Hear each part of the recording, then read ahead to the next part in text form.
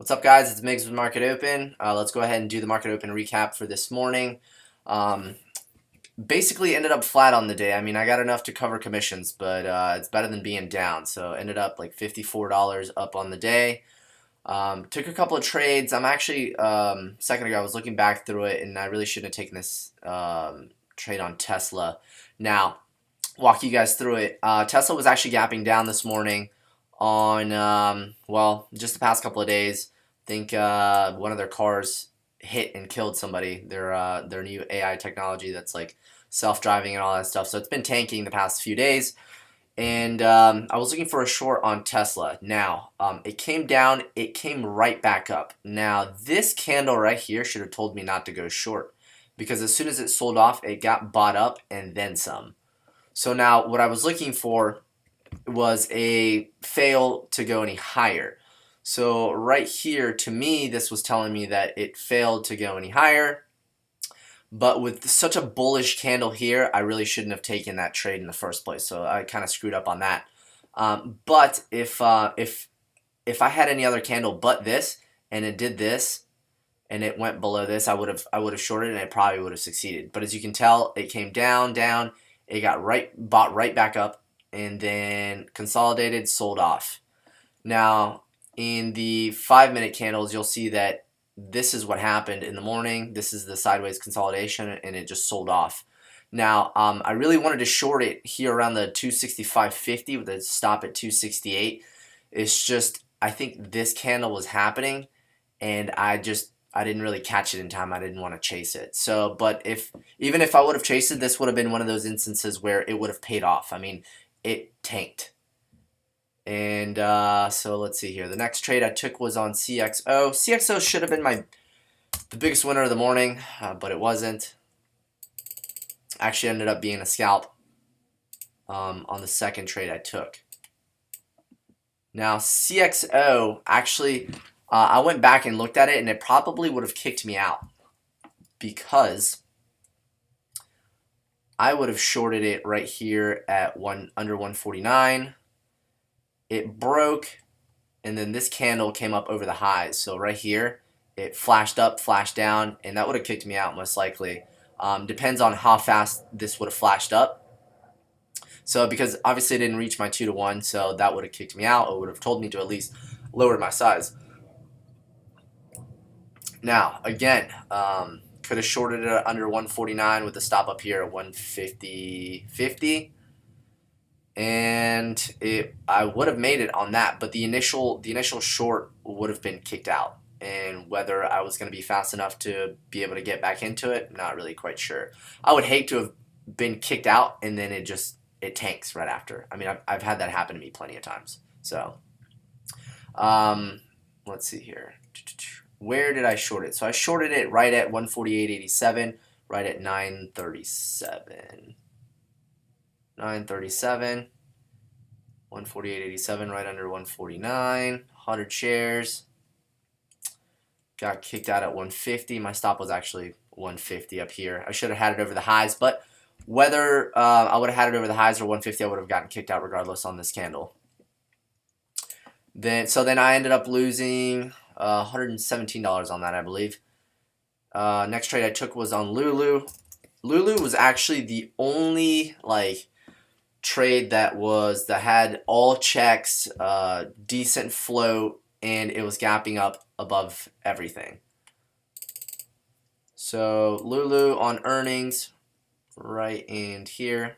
I believe I took it over the highs here at 85. Yep, so 200 shares long, 85 right at 940, so probably, yep, right here at this candle.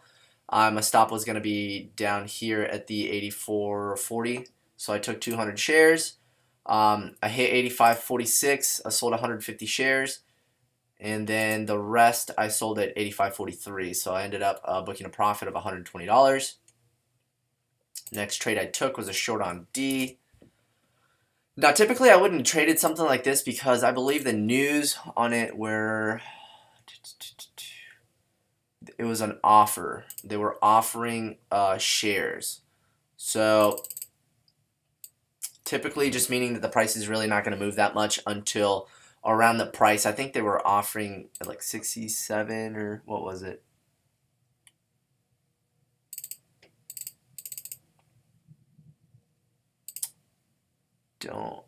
Don't see it. I believe that there was a price on it. That they were doing a common offering on shares, which means that the price is going to hover around that area. So the stock is not really going to tank. But I figured that I could scalp it. With D, I actually ended up getting out right flat at 67.60. I kind of like snapped back into it. I'm like, what am I doing? This thing's not going to tank, and I got right back out of it. Took about 9 minutes for me to get out of it, but I shorted it right at 948. Right in here, right here in this candle. So missed it, waited for the pullback, shorted it right at 67.60. And then right here, while I was chopping back and forth, I went ahead and got out as it went sideways. Now it went down and it came right back up. So it's a good thing that I got out. Just the chart on this would probably not have been very good because it has no actual negative news for it to tank. It's just a common share offering. So flat on D, LHO. Let's see here. LHO was gapping up. Now, right here over the highs, you see how it goes up, sells off, goes up, sold off, and then it's just sitting here hitting right at 29.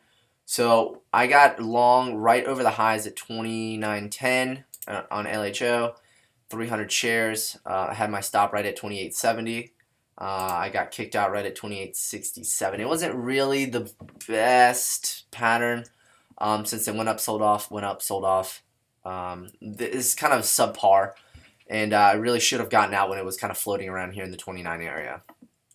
Because if it doesn't go your way right away, either be right or be right out. So I definitely did not exercise that on this. Now VXX again saves the day. I was expecting the market to start heading lower. Let's see here. I'll disconnect and put the SPY on here for you guys to see. Unlink SPY.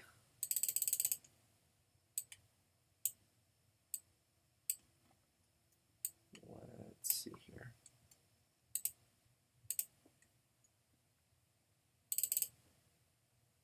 So I marked out the levels for yesterday's low. So I thought those were definitely very important. What's it called? Very important levels to have. So if you notice, the SPY went up, sold off. Like this red candle is a lot bigger than this green candle. So there's a lot of sellers. Came back up slowly, and these red candles, it tells you that there are more sellers in the market right now because everybody's so scared than there are buyers. So I took advantage of that, and I went long the VXX right in here. So went long 200 shares, which is not even really that many shares, right at 1025. So right in here. So right here in this candle. 1025 right at 50.07. And if you notice, my stop was actually going to be down here. Let's see here at 49.50. So that's why I took 200 shares. I was only risking about $100, $110. And it pulled back. When it did pull back and it started coming back up, what I did is I just moved my stop up. And then as it broke this pivot right here, I knew that the market was actually going to choose a direction. So this pivot right here correlates to this pivot on the SPY. So as soon as this broke, I marked out my target here from yesterday's lows, and I told myself that's the area where I'm going to start selling. Now, if we kept bouncing, I was just going to sell the rest of it. So if you notice on here, I sold right at 51.10, right in here, and the rest at 51.85. So 25 and 25. We just kind of kept hitting, and we were hovering around this area. So I went ahead and took it off. Because if you notice here on the 5-minute on the SPY, it sold off, it got bought up, and it came down, hit the same exact level, and it got bought up again. So I knew that level was definitely very significant, so I needed to get out of the VXX. I ended up scoring $241 on that. Next trade was on Lulu again. Now let's see here. Lulu right at 11. Cup and handle right here. This was a decent trade. It's just that it wasn't holding the level like I wanted it to. So if you notice on here, I got in at 87.55. So let's see here. So the level right here was 87.50 for the breakout. Now I noticed that it immediately sold off. It came back up and it sold off again. Now on the way back down, I was going to get out if it hit 87.50, but actually I got out a little bit faster. I just didn't want it to come back under me, because if you notice on here, it went up, got rejected, up, got rejected, up, got rejected, rejected here, and then it finally broke out. Now, with that, just meaning that there's a lot of sellers, and as soon as they're gone, there should be nothing but buyers. So you really should not be coming back under that level. And if you do, under the 87.50, you should most likely get out. Unless it's just like a quick dip and then you notice it getting it bought back up. Then that's totally fine. But if you have something like this, obviously you made the wrong decision. Also, this topping tail right here gives you a very clear signal to start getting out.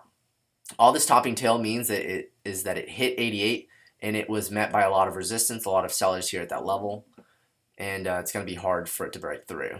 Same thing as here. So topping tail, topping tail, topping tail, sold off, exactly the same thing. It's just this is a very good signal to get out. Now the last trade I took was on CXO.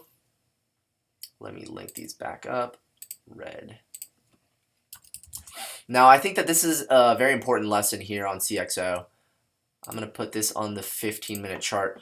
As we get closer to the 11:30 mark, I tend to go to a longer time frame, so the 15-minute.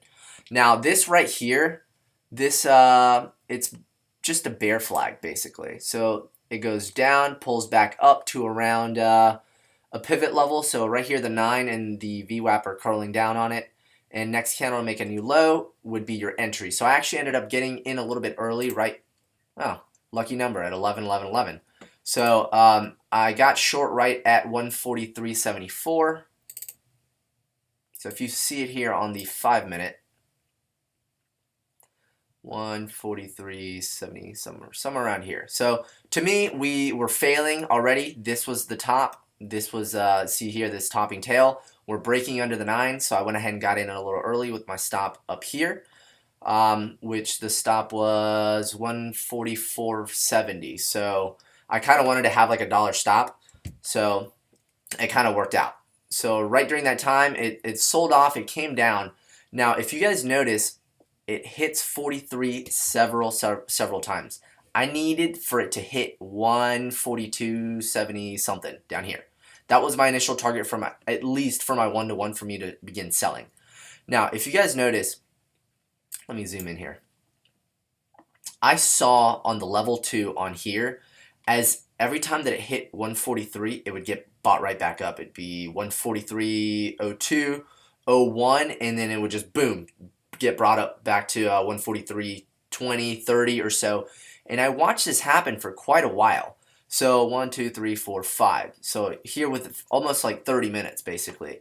And whenever something like this happens and it gets bought right back up, that means that it's a hidden seller. So, or I mean a hidden buyer. Somebody in this stock wants to buy CXO at 143. And what they do here during this moment is they'll just pull their bid and they'll stop buying at 143 for a split second, let it dip under, buy those shares, and then bring the price back up. So this is most likely institutional money. So whenever you see something like this happen, it gets sold off and it immediately comes back up, that means that there's a hidden buyer. So that's a tall tale sign of a hidden buyer. So right on here, they basically just pulled it, and you couldn't see because they were hiding the amount of shares that they were looking to be bought. So as soon as I saw that happen, I went ahead and covered, because I've seen that many of times before. And if you notice, I'll keep scrolling here on CXO, it rocketed all the way up to 173.75, and now it's actually climbing. So take note of this. Bounce, bounce, bounce. It gets sold off, goes through 143, and gets bought right back up immediately. That means that there's a hidden buyer. Now, on here, all it showed was 143, and then there were only 100 shares that needed to be bought at 143. So, and then there was a lot of red going through being sold into the 143, and it wasn't breaking. That just means that there's somebody that is out there that has a lot of interest in CXO that just doesn't want you to see the amount of shares that they want to buy, because otherwise you would be scared and you're not going to want to sell it into them, because if he has a huge amount that he's trying to buy, then most likely people are not going to want to end up falling for his game. So this right here is just him pulling the rug and then getting shares for cheaper and then just rocketing the price back up. So if you guys follow it for the go back and look at this for the rest of the day. We'll see if it'll break the 143 mark. Or either that or maybe the buyer started chasing the price. Not really quite sure. But either way, I thought that was a very important lesson to point out on hidden buyers. Now, I know it's a little bit advanced, but if you guys do have any questions, make sure to leave it down in the comment section below. If you guys are new to the channel, make sure that you subscribe so you guys get notifications every time that I post a video. Also, there's a little bell right next to the subscribe button. That'll actually notify you every time I put up a video. And if you guys have not joined our Facebook group, make sure to do that. I post up my watch list every single day for you guys to be able to profit off of. Most of these stocks that are traded today are on the watch list, and they're also the day's biggest movers. And I post that up for you guys completely for free. So, yeah, I will talk to you guys next time. Bye.